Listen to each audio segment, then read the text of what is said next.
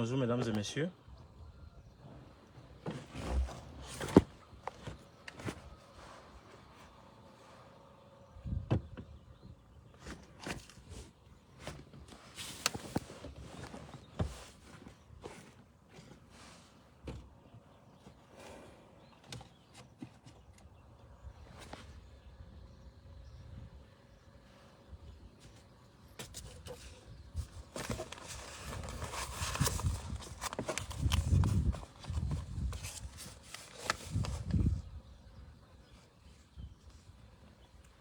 Bonjour mesdames et messieurs.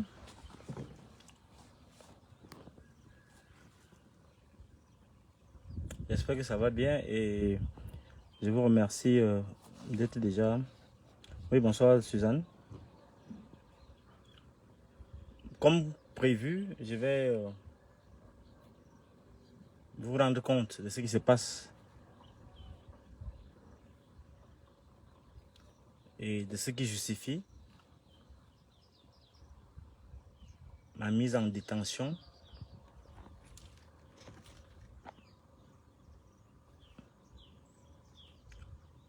au commissariat central numéro 4 à Ekounou. Je vous prie de partager ce direct pour que les gens sachent comment fonctionne la police camerounaise, quels sont ses mécanismes de torture, torture morale, torture physique, violence envers les usagers et les citoyens camerounais. Je voudrais que le courant soit vite atteint pour que l'on puisse donc aller dans le vif du sujet. Je voudrais que vous puissiez m'épargner les commentaires désobligeants et que vous gardiez vos questions pour la fin de ce direct. Merci Suzanne Masso. Je voudrais donc vous prier de partager ce direct pour que les gens soient informés et soient aussi édifiés en même temps, parce que le plus important, ce n'est pas la critique, mais les éléments de solution que nous allons apporter et qui nous confortent dans la démarche qui est la nôtre, qui est celle de la critique sociale et celle qui est pour la refondation de nos institutions à travers justement cette critique qui est fondamentale. Voilà, mesdames et messieurs, on va donc aller dans le vif du sujet. Je vous prie donc de partager encore ce direct. Vous êtes déjà suffisamment nombreux, on peut déjà commencer. On va donc l'audio. Voilà, maintenant on est déjà presque, le courant est déjà presque atteint. On va donc aller dans le vif du sujet. Je sors d'une réunion avec le commissaire central numéro 4. Le commissaire central numéro 4 qui est le commissaire divisionnaire Madame Minjom Christine Irène. La réunion vient de se terminer et je m'en vais vous dire que d'entrée de jeu, à l'issue de cette réunion, je ne suis pas satisfait. J'ai donc décidé de refuser de continuer à faire mon enquête, à subir son interrogatoire, parce que je juge qu'elle a un parti pris. Le commissaire divisionnaire Minjom Christine Irène, qui est commissaire central numéro 4 de la ville de Yaoundé à Ekounou. Je conteste donc qu'elle continue cette enquête. Et je vais m'agresser au délégué général de la Sûreté nationale lui-même, en personne, dès les prochaines heures, pour dénoncer ces violences que j'ai subies au commissariat central numéro 4. J'ai refusé de continuer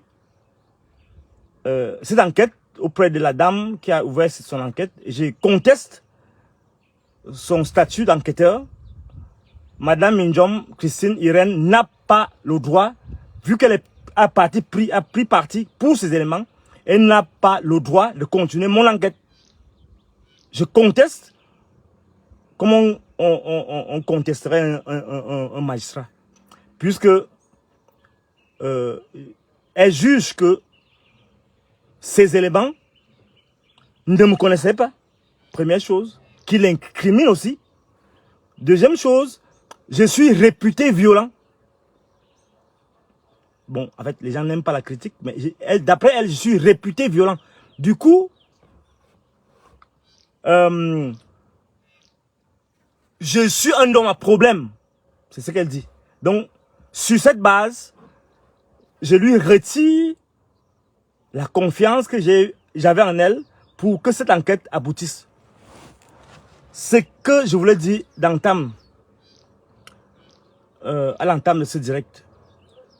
Revenons donc aux fondamentaux, avant de revenir par la suite pour clôturer par rapport à ce que je compte faire après avoir dénoncé l'enquête qui est en cours au commissariat central numéro 4, suite à l'agression physique, aux insultes et à la brutalité policière que j'ai subie au commissariat central numéro 4 à Ikounou.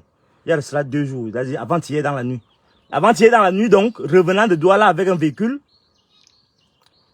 qui avait déjà son assurance, qui avait son certificat de vente, qui avait un ensemble de papiers, mais dont il manquait bien évidemment les visites techniques et la plaque CEMAC. J'ai été interpellé au niveau de la nouvelle route Omnisport par des agents de police. Et je me suis garé calmement, tout calmement. Et celui qui m'interpelle, je crois qu'il s'appelle un certain Koufan. Je ne connaissais pas. Bon, bref, c'est après que j'ai suivi le nom. Il m'interpelle. Il est chef d'équipe. En fait, ces éléments m'interpellent. Et il constate qu'il n'y a pas de plaque CEMAC parce que je sors de Douala. Et il dit qu'il n'y a pas d'assurance. Bien évidemment, il y a l'assurance.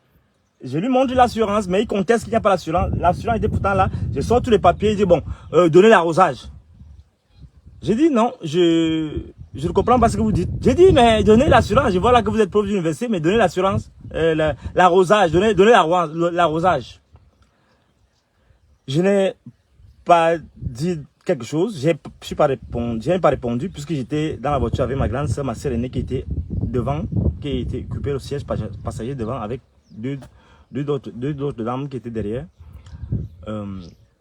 Alors, ce qui se passe, c'est que il insiste. Monsieur, j'ai dit qu'il faut donner l'arrosage. Je lui dis, mais c'est pas comme ça qu'on parle aux gens. Il dit, non, qui est votre élève ici? Alors, je dis, non, moi, je n'ai pas d'élèves. Je n'ai pas d'élèves, je n'ai que des étudiants. Alors, qui est votre étudiant ici? Regardez-moi ça, docteur Poubelle. Alors, je l'ai regardé calmement. Il est parti. Il commençait à m'insulter, à m'invectiver, il est parti. Bon, j'ai constaté effectivement que il le fait d'habitude, mais qu'il me connaisse ou pas, c'est son habitude. Après, il reste là. Un autre élément vient me dire, mais vraiment, chef, il dit non, prof, mais on me dit que le prof d'université, donnez quand même l'arrosage comme le chef a dit. J'ai dit non, s'il veut l'arrosage, c'est pas comme ça et je ne donne pas. Je suis pas obligé. L'arrosage, c'est quand on est de bonne humeur, quand les gens vous respectent. Il dit que je suis docteur Poubelle, je ne donne pas. Il est rentré et il m'a fait attendre 30 minutes. 30 minutes d'attente. J'étais dans la voiture, je ne suis pas sorti. Après donc, 30 minutes, il revient et il demande à ma grande soeur de sortir. Lui, il veut s'asseoir devant pour qu'il m'amène à la fourrière, en fourrière. Il avait déjà fait son procès verbal. Je ne connaissais même pas encore son nom. Il ne s'est même pas présenté. Et je lui ai dit non, ma grande soeur ne peut pas sortir parce que vous voulez entrer. Il faut aller derrière, asseyez-vous derrière. Comme pasteur a refusé.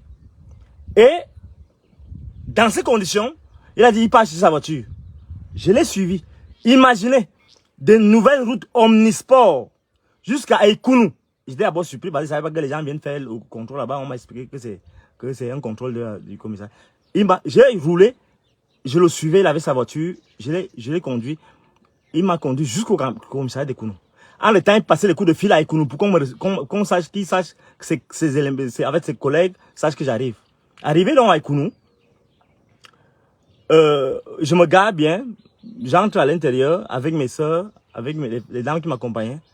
Et subitement, il me dit, donnez-moi les clés, donnez-moi les clés. Bon, je ne sais même pas qui me parle parce qu'ils ne se présentent pas. Ils agissent comme des brutes. Ils agissent comme des brutes. Comme si la tenue qu'ils portaient, qui est la tenue de l'État, la tenue du peuple, c'est la tenue que leur grand-père leur a laissée pour torturer les gens. Et me dit, mettez-moi le clé. Bon, je constate effectivement qu'il s'en fout, il ne veut pas savoir.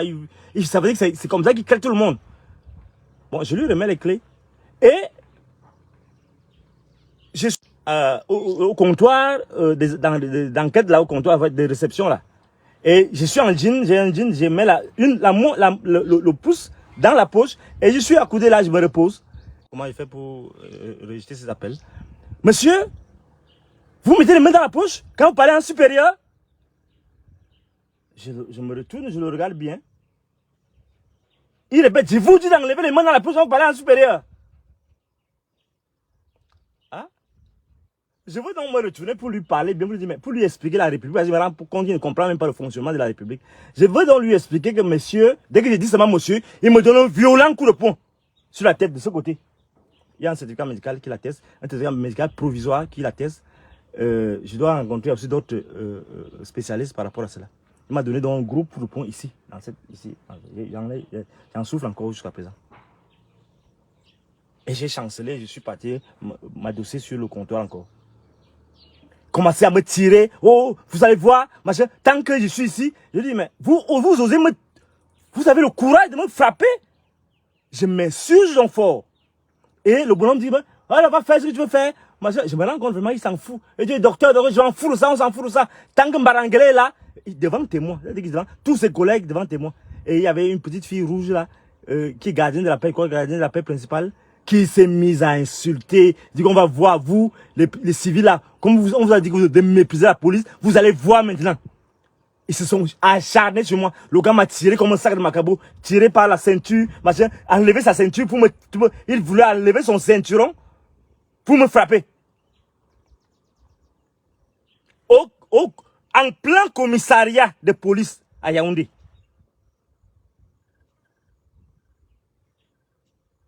En plein commissariat de Yaoundé. La police se comporte comme des bêtes brutes.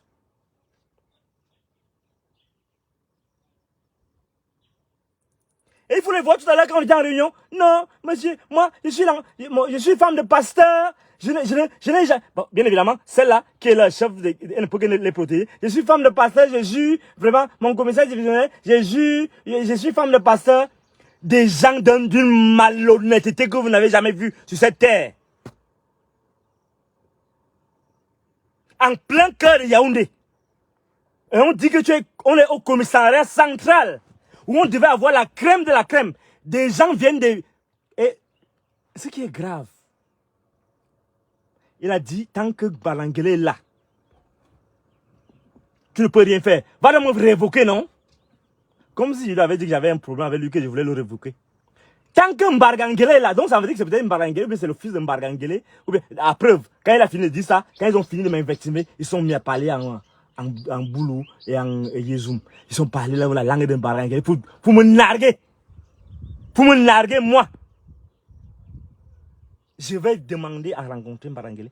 Je n'ai jamais voulu le rencontrer. Je vais vraiment le rencontrer. Pour qu'il me dise pourquoi il envoie ses enfants, ses fils ou bien ses protégés frapper sur les profs d'université. Comment on ne respecte plus un enseignant dans ce pays? Pour dire que tant que Mbarangele est là. Donc c'est lui qui l'envoie. En fait, je comprends que c'était prémédité. C'est un crime prémédité. Pour s'attaquer à ma personne. Pour s'attaquer aux enseignants.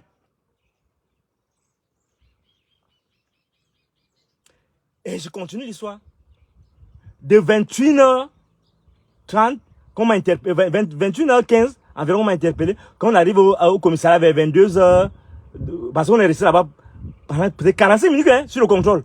De 21h15 à 22h, on est arrivé au commissariat central à 22h quelque chose. 22h05, 22h10. De 22h, les gars m'ont retenu. Quand il m'a donné le coup de poing, j'essaie même de leur expliquer que j'ai déjà trop mal à la tête. La femme me fait, vers 22h15, elle me dit non, il faut attendre, Je fais d'abord d'autres rapports, je fais les rapports. On a attendu. Chaque fois, je parle à la voix que j'ai vraiment, j'ai besoin de les prendre. Après, il a dit non, on n'a pas le temps. Et l'autre dit, Et ma grande sœur intervient et dit, mais, donc s'il lui arrive quelque chose là maintenant, vous allez lui dire, et le gars en question, il s'appelle Mbezele, celui qui m'a donné le coup de poing. Mbezele dit que si tu meurs même, le Cameroun va continuer. Qui vous a dit que le pays ne marche pas? Le pays marche bien et tu meurs, la vie continue. Voilà l'attitude de nos policiers. Voilà l'attitude des éléments de Baba Marengele. Voilà ça. Voilà l'argument. Et c'est les fils. Ce sont apparemment, d'après ce que j'ai vu, d'après leur mépris, ils étaient sûrs d'eux. Et je vais vous dire quelque chose de plus grave. Devant leur chef, ils se sont mis à rire tout à l'heure. Ils éclataient en rire. Les deux dames, ils éclatent de rire. La petite femme rouge qui m'insultait, ils éclatent en rire. Avec des gros éclats de rire devant leur chef, devant le commissaire divisionnaire. Et Mbezele qui m'a donné le coup de poing, il est là tout content. Il me fait le clin d'œil. Pour me donner lui là, il est sûr. Et je vais voir. Je vais voir dans ce pays, comme certains sont organisés pour chasser les Camerounais. Et pour qu'ils restent, eux, les vrais Camerounais, ils chassent les autres Camerounais ordinaires. Eux qui ont le pouvoir, ils restent au pouvoir.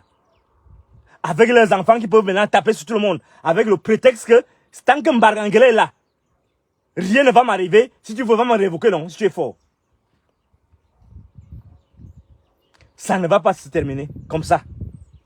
Ça devrait j'ai dénoncé la tentative de médiation du commissaire divisionnaire Midjom, Christine Irène, parce que je la vois en complicité avec ces éléments et je m'en vais porter l'affaire à un autre lieu, quitte à démontrer que toute la police est en complicité avec des barbares tortionnaires. On verra donc jusqu'où on va arriver. Même dans les tribunaux, ils vont me démontrer dans les tribunaux comment un citoyen, parce qu'il porte la tenue, il a le droit de bafouer la dignité des gens, de déshumaniser ses concitoyens. Voilà. Oui, Amogo Belinga, il est en prison, on s'en fout. Voilà les mots de la police.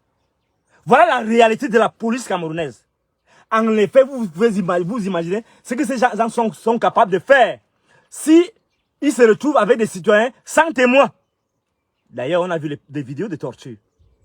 Voilà les sujets sur lesquels son Excellence, M. Mbargangele, devrait se concentrer. Voilà la torture. Voilà la torture des citoyens, pas les policiers. En plein commissariat. Et le commissaire dit, non, moi je sais que vous êtes violent, je sais que vous êtes un homme à problème, et vous voulez qu'un commissaire divisionnaire comme ça, j'ai des amis qui sont dans mes groupes, mes forums Facebook, mes forums WhatsApp, ils sont des dizaines de divisionnaires qui ont du respect pour moi. Quand une dame se permet de dire que tu es violent, bon, je sais que tu es un homme à problème. Alors que je lui dis qu'en plein commissariat, dans son commissariat à Ekounou, centrale numéro 4, on m'a donné des coups de poing, on m'a traîné dans la boue comme un pestiféré. Vous voulez qu'elle continue de faire l'enquête? Je conteste cela. Je lui retire le droit de faire enquête sur moi. Qu'ils attendent, comme ils m'arrêtent, ils savent déjà, comme c'est prémédité, ils savent déjà que je suis comme ça et qu'ils vont me provoquer. On va se provoquer. Je ne vais pas reculer. Je ne vais pas fuir, que c'est ma route de tous les jours, parce qu'un divisionnaire là, elle protège ces éléments qui torturent les citoyens.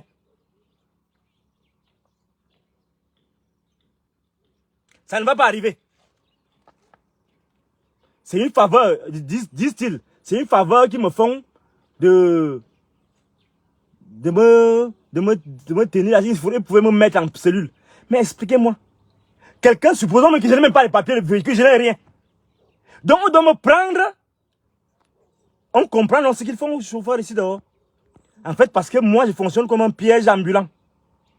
Je suis un piège ambulant, je viens d'attraper des tortionnaires au tribunal, au commissariat central numéro 4, qui torturent les usagers, les propriétaires des véhicules qui n'ont pas les papiers et qui les mettent en cellule. Parce que quand on arrive au commissariat, c'est même plus qu'on met le véhicule en fourrière, c'est qu'on me met en mise en disposition. Monsieur Mbargangele. Parce que les gens n'ont pas les dossiers. Supposons que je n'ai même pas de dossier de véhicule. Supposons, j'ai fait l'infraction. Que je n'ai pas j'ai les papiers. Mais supposons que je n'ai aucun papier. Maintenant, on m'arrête. On dit qu'on me met à disposition. Mais vous imaginez? On arrête un citoyen parce qu'il a un véhicule qui n'a pas les papiers, supposons même. Alors que j'en ai. On l'arrête, on lui dit qu'on le met à disposition. Heureusement, toujours dans cette bande de... Dans ce groupuscule de tortionnaires, il y a les gens qui vont se lever là et disent non quand même, c'est exagéré. Oh, un commissaire est venu quand même après, qui leur a dit, mais de 22h jusqu'à 1h du matin, vous n'avez pas pensé m'appeler. Amadou. Commissaire principal Amadou, je crois. Il est arrivé là. Il m'a dit, mais il faut l'entendre donc, comme vous voulez l'entendre, il faut l'entendre. Et il m'a libéré. Il m'a dit, allez, on vous revient au matin pour votre véhicule et autres. Il est étonné que de 21h, 22h jusqu'à 1h du matin, et je suis parti là presque 2h30, 3h. Toute une nuit, parce que j'embelle mon véhicule pour qu'on me mette en fourrière, on met le véhicule en fourrière, et on dit qu'on me met en disposition parce que je n'ai pas donné l'arrosage. Vous imaginez ça dans quel pays on se retrouve? J'interpelle ici le délégué général de la Sécurité nationale. Quand vos agents font ça, ils représentent quelle police? Vous les formez comment? Ou quelqu'un est venu, vous vont prendre le prétexte, oh, et ce qui me choque, un commissaire divisionnaire qui dit que vous n'avez pas le droit de filmer ici. Mais elle tient compte de la vidéo que elle tient compte de la vidéo qu'ils ont faite après m'avoir donné le coup de poing quand j'ai dit que vous n'avez pas le droit de me frapper. Elle dit non, elle a vu la vidéo. Et elle a vu que il y avait des accrochages. Je parlais mal. Donc on te donne un coup de poing, on t'empêche de revendiquer. Mais après, on me dit non, vous n'avez pas le droit de filmer. Hein. Vous n'avez pas le droit de filmer. Moi, je vous autorise seulement à filmer ici, comme nous sommes en réunion là. Mais vous n'avez pas le droit de filmer. Parce que je lui dis maintenant, vous tenez compte de la vidéo qu'on a filmée. Mais eux, ils nous ont interdit de filmer, puisqu'ils ont même arraché au téléphone.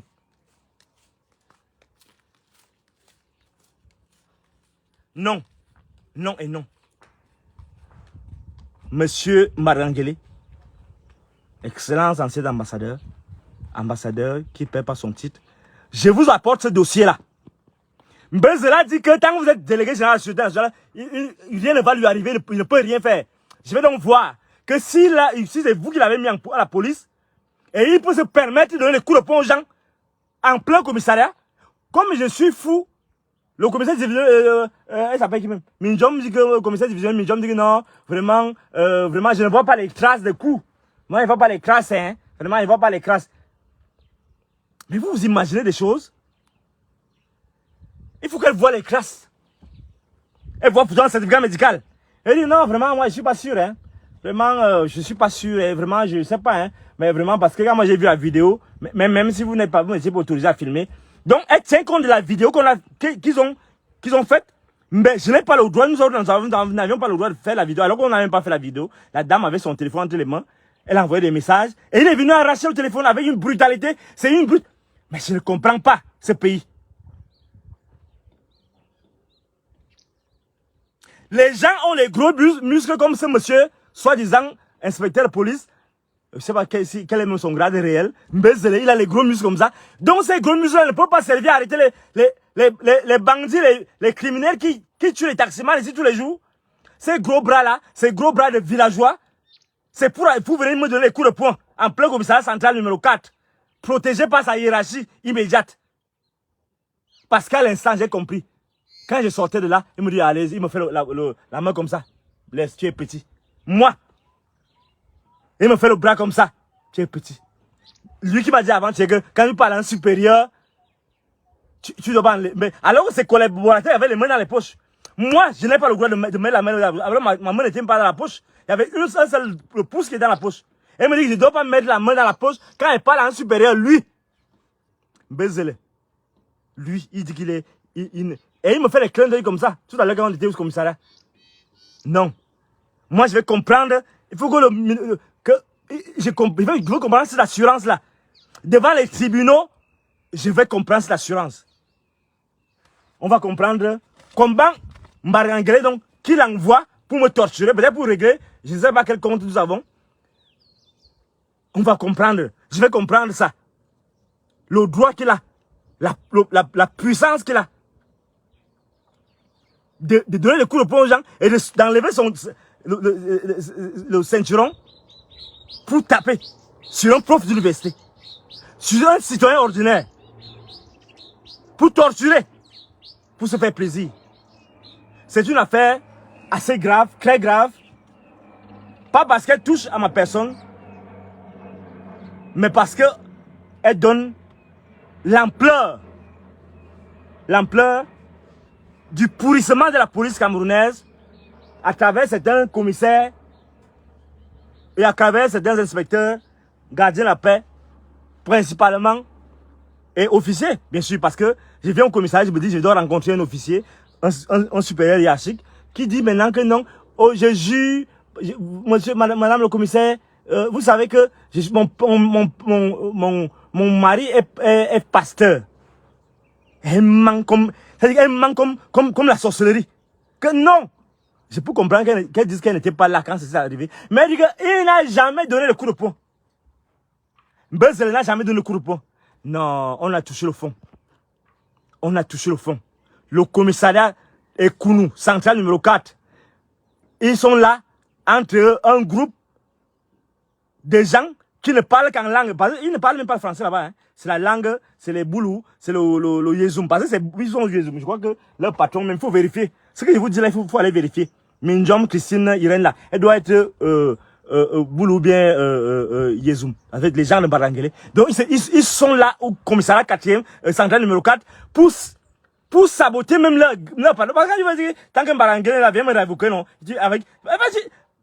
Tu ne mesures pas. Ça veut dire que si c'est donc lui qui te protège, tu le mets donc, tu le lances à la vindicte populaire. Si c'est donc Barangélé, moi je vais le rencontrer, il va dire pourquoi ces éléments, ces fils qu'il protège à la police, me donnent les coups de poing. Et il me nargue que tant que Barangélé n'est pas là, il ne va rien arriver. On va donc voir. Si Barangélé va donc vous protéger, je vais voir comment la justice va vous protéger. J'ai dit que je vais comprendre. Qui est Mbezele? Qui sont Koufan? Koufan pour m'amener en cellule parce que je n'ai pas donné l'arrosage. Il a reconnu tout à l'heure devant son patron qui m'a demandé l'arrosage, je n'ai pas donné. Il va donc dire pourquoi, quand je refuse de donner l'arrosage, il m'amène en cellule, en déposition. Non, on va voir ce pays. Et je parle à tous les policiers qui sont dans ces excès-là. Quelqu'un n'a pas les papiers de voiture, prenez le véhicule, vous allez mettre ça en cellule, mais vous ne le mettez pas à la disposition. Il n'est pas obligé de vous donner l'arrosage.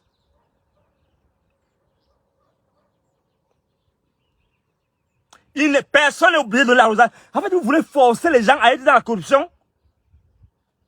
C'est obligé de rentrer dans vos mœurs. De dégrader, des policiers dégradés. Je vais, dès les prochaines heures, saisir votre hiérarchie. Pourquoi on m'explique pourquoi, dans ce pays, on se permet de faire n'importe quoi. Je vais... le délégué, Barangélé, va me dire pourquoi il envoie ses enfants se protéger, me narguer, que tant qu'il est délégué de la Sûreté nationale, machin, et on ne va pas toucher les gens qui donnent les coups de poing en plein commissariat. Je suis venu avec mon véhicule de moi-même.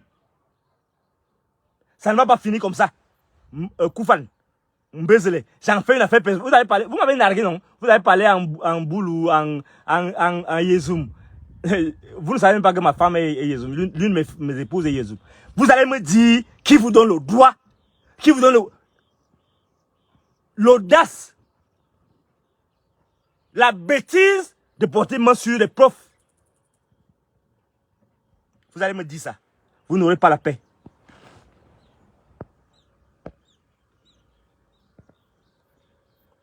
Est-ce que vous avez une question? Je vais terminer ce direct.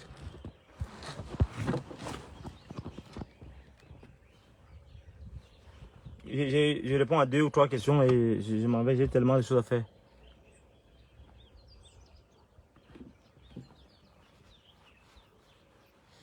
On imagine comment les gens souffrent dans le commissariat. Est-ce que j'allais me faire oublier? J'étais avec ma grande soeur. Les gens, elle veut faire ses besoins. Un gros bâtiment qu'on a construit. Dans chaque bâtiment, il y a les toilettes. Mais les gens bloquent toutes les toilettes. Une dame veut se mettre à l'aise. On la nargue. Heureusement que dans ces groupuscules, 10 à presque 11 personnes à qui on a demandé la faveur. Non, les gens, non, il faut aller là-bas aux toilettes. Il faut aller là-bas en brousse. Il faut aller la brousse. La femme doit aller en brousse. Elle leur a dit, madame, là d'où je viens, mais si tu fais ça, on va t'arrêter. Mais c'est les policiers du Cameroun qui t'envoient aller pisser à côté de la route là-bas. Heureusement, il y a des rares personnes qui se distinguent, qui se lèvent. Il dit non, madame, pardon, allez. Après avoir tué de l'équipe, elle peut même pisser sur elle. Voilà un pays, voilà les policiers, voilà un commissariat central où les gens ne peuvent même pas recevoir les usagers avec le minimum de respect. Et on se permet, je croyais qu'un commissaire divisionnaire, quand tu es commissaire divisionnaire, tu arrives à un niveau où, mais avant que quand tes employés, tes collaborateurs savent que tu vas entendre les choses, ils doivent avoir, mais quand tu laisses donc faire sur le prétexte que tu n'étais pas là, tu n'as aucune preuve, mais vraiment, voilà donc la preuve que dans tout un commissariat, on a mis le commissariat. Ce sont vos toilettes, ce sont vos toilettes. Bon, allez voir Marangele va donner quoi. Non, j'ai rempli les formalités. Et je vais me contenter de ça. Je vais sur le dossier. Vous serez informés jour après jour. Ce dossier, c'est un dossier où je n'ai provoqué personne. Moi, je vais voir. Donc, moi, ça va donner quoi. Moi, je ne préjuge pas. Si ça ne donne rien, c'est la preuve que le bonhomme a été envoyé. C'est prémédité. J'ai un certificat médical. Je vais porter plainte dans les heures qui suivent. Non, si ça ne donne rien, je vais donc avoir l'assurance que, effectivement, rien ne peut lui arriver. C'est le fils de Marangele, c'est entre eux, c'est lui qui l'a mis à la police, on sait comment ça fonctionne. Mais pour le moment là, je vais d'abord faire ce que j'ai à faire.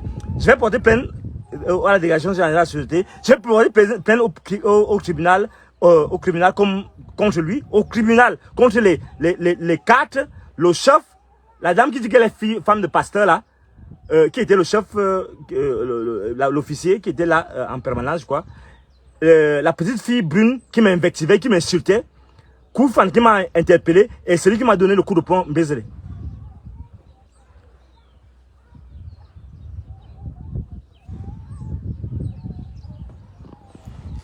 Et on va voir. J'espère que si ça ne donne pas à la délégation générale, moi, on va me dire pourquoi les tribunaux aussi vont... On va trouver une solution. Mais ils ont le pays, on va voir.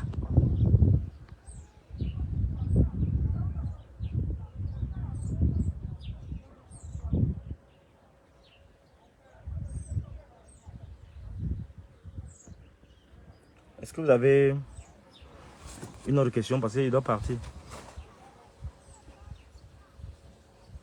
Why do they do that to you? I don't know exactly. The point is that I didn't want to bribe them, and then I think that they just get annoyed, and then they get angry, and then they decide to, because they say that they don't. What they say is that they don't know me. They didn't know me. I mean, it's the way they behave with everybody. And unfortunately for them now, it happened that it's me. So they are used to it. They are used to it, bro. Voilà comment une dame n'était pas là au début de la situation. Elle vient confirmer qu'il n'a jamais... Je vous dis que c'est incroyable ce que j'ai vu. Elle dit qu'elle est fille de pasteur. Son mari est pasteur. Elle n'était pas là au début. Elle était là, elle devait faire... Il y avait les détenus qui sont arrivés. Elle est venue quand il y a eu des cas de voix. Quand j'ai crié derrière comme tu oses frapper sur moi. Mais elle dit qu'elle, elle m'a dit qu'elle n'a pas dit qu'elle n'a pas vu. Elle n'a jamais donné portée main sur moi. Moi, Marangele, il va me dire, le ministre de la justice, ils vont me dire comment ce pays peut se comporter avec des gens comme ça. Imaginez que c'était imaginez ce que les gens endurent donc. Supposons même que que je suis un pousseur ou bien un bayam. Vous voyez donc ce que les gars font aux gens dans les commissariats? Non, non. Madame la femme de pasteur, on va voir. La justice va me dire la vérité sur cette affaire-là. Marangele, et comme il vous préjuge, comme vous parlez sa langue, il va me dire si c'est lui qui vous donne le droit de faire n'importe quoi dans ce pays.